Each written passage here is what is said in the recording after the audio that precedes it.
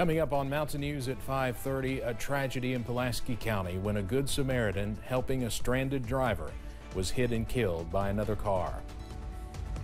And the winter storm hitting just in time for Christmas weekend is causing travel headaches from coast to coast.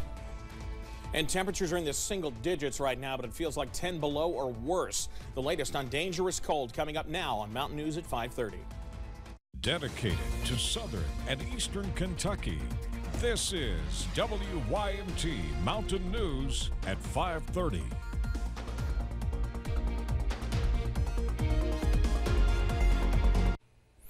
Good evening, I'm Steve Hunsley. Extremely cold temperatures and bone-chilling wind chills continue across the region, and slick spots are still likely on the roads. Meteorologist Evan Hatter has the very latest in our First Alert Weather Day. Evan. Well, Steve, it continues to be brutally cold throughout the region, and it was even colder earlier. Just got a release from the Weather Service about the coldest wind chills we've seen so far today. -36. That is the coldest we've seen so far today. That was at the Mesonet station at Black Mountain. 33 below in Dorton, also at the Mesonet station. Another co-op observer about 32 below in Somerset, and 30 below, a popular number, including at the Moorhead Airport, London Corbin Airport, Triangle Mountain in Rowan County, and at the Somerset Mesonet station, which is what that 7 miles northeast is there as well. So it was a very cold morning throughout the region, and that continues. Wind chill warnings in effect for our Tennessee, Southwest Virginia, and Western West Virginia counties through noon. Wind chill advisory in effect for everybody else until 1 o'clock. There's the view from the Mountain Parkway at Slade. They're 3 below right now with plenty of snow in the median and on the sides of the roads, but they've done at least a good job of clearing off much of the snow from the roadway along the parkway. We had the view from Whitesburg, but it's down at the moment. Temperatures, and feels like we're going to start to see those temperatures drop. We're all within about a degree or two of zero with those temperatures. The feels like temperatures 15 to 20 below out there, and we'll continue to see clear skies through tonight. That's going to cool us down at least a little bit more. Details in a few minutes. Steve? All right, Evan, thanks. A southern Kentucky man had just helped a stranded driver when he was hit and killed by another car. People who saw it say they are shocked the Good Samaritan died moments after helping another person. WYMT's Phil Pendleton has more on the tragedy from Pulaski County. The Pulaski County coroner tells me this was simply just a tragic accident. It happened Thursday night about 6:45. 75-year-old George Lucas had noticed that a man was trying to get his car into this gas station after he had run out of gas, and as he was walking back to his car across Highway 27, he was hit and killed. People say Lucas frequently visited this Valero station and was simply known for being nice to others.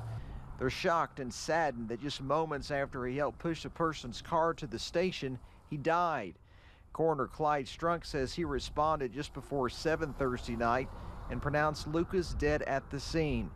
Lucas had been driving north on 27, noticed the driver stranded in the southbound lane, stopped to push the car, and then as he was walking back to his car, he was hit. And Clyde Strunk tells me that he will wait several days likely to take George Lucas's body to the state medical examiner's office for a possible autopsy because of the treacherous driving conditions in place today. In Pulaski County, Phil Pendleton, now back to you.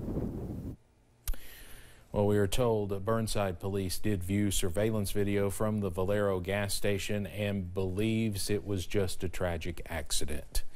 More than 200 million people are still under a winter weather advisory as a brutal winter storm rages across much of the country.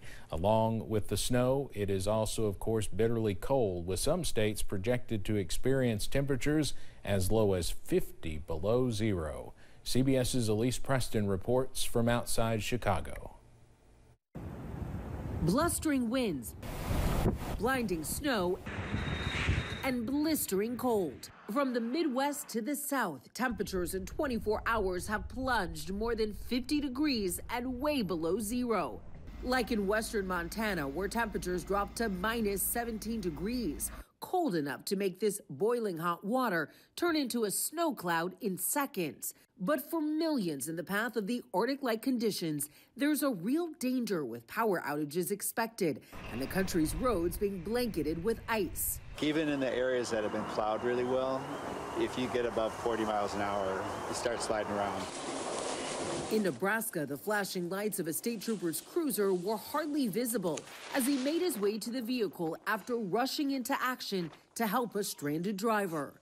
In Kansas City, one person died when their minivan plunged into an icy creek. We had a vehicle upside down in Brush Creek. When rescue crews arrived, they found the vehicle turned over in the water. This is one of at least 5 deaths due to the winter storm. The South won't escape this once-in-a-generation storm either. Frigid temperatures and snow is expected. By Thursday, the Oklahoma Highway Patrol reported more than 300 crashes. I'm in the dark. While outside Dallas, Rocky Garcia is using battery-operated lights to keep warm on the coldest day of the season while power is out. I'm really glad that I have a fireplace because otherwise I'd be freezing right now. As temperatures drop around the country, cities are opening warming centers to help people escape the dangerous cold. Elise Preston, CBS News, Oak Brook, Illinois. And you can find a list of those warming centers in eastern Kentucky on our website. The cold weather is dangerous for humans, but it's also dangerous for our four-legged friends. Experts say you can still take your pets for a walk, but keep them short. And when you get back home, check your pet's paws for salt and warm them up. Even though pets have fur, they are not immune to the extremely cold air. They can, withstand the cold temperatures. Huskies are double-coated, but it's that wind that can still cause frostbite. If it's too cold for us, it's too cold for them. Experts advise you bring your pets inside when temperatures dip this low. Americans may want to be extra patient with deliveries of packages and presents this holiday season. The monster winter storm blasting much of the U.S. is causing delivery delays nationwide. No surprise there. FedEx issued a statement today saying its hubs in Indianapolis and Memphis suffered major disruptions. UPS announced a similar situation, saying services in some regions could also be affected. In other news tonight, the January 6th committee released its final report late yesterday. It finds, quote, the central cause of January 6th was one man, former President Donald Trump. The committee says due to his alleged involvement in the violence of that day, he should be barred from holding office in the future. CBS's Scott McFarland has more. The final report is out, and it lays out in explicit detail how Donald Trump allegedly engaged in a multi-part conspiracy to overturn the lawful results of the 2020 presidential election. Incited a mob, put his vice president's life in danger, and tried to subvert the Justice Department and local election officials. There's overwhelming and voluminous evidence that Donald Trump just refused to take no for an answer from the American people. The panel issued 11 recommendations in the report to help prevent future attacks, including strengthening enforcement of the 14th Amendment, which bans insurrectionists from holding public office. They argue that would prevent Trump from running again. It also recommended a more rigorous oversight and full funding of Capitol Police. To protect election workers in the future, it recommends protecting their identities and increasing penalties for threats made against them.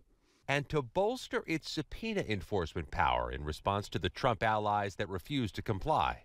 One star witness who did comply was Cassidy Hutchinson, the former aide of White House Chief of Staff Mark Meadows. Thank you. You may be seated. Late Thursday, the committee released transcripts of interviews she conducted in September after the public hearings this summer.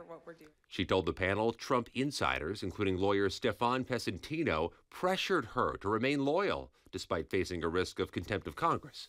She said Pesentino told her to downplay your role. You were a secretary. You had an administrative role. And the less you remember, the better. It's outrageous and scandalous and indefensible that there would be an attempt to interfere with our investigation by influencing witnesses. Pesentino said he acted honorably, ethically, and fully consistent with Hutchinson's sole interests.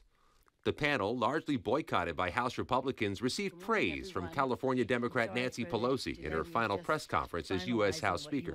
We have a vital roadmap ensuring justice will be done and that this won't happen again. Scott McFarland, CBS News, the Capitol. Coming up on Mountain News at 5:30, the House passes a $1.7 trillion spending bill just as current funding is set to run out. And cold air remains in the mountains as we gather for the Christmas holiday, but temperatures above freezing are back too, eventually. The latest on when they arrive coming up.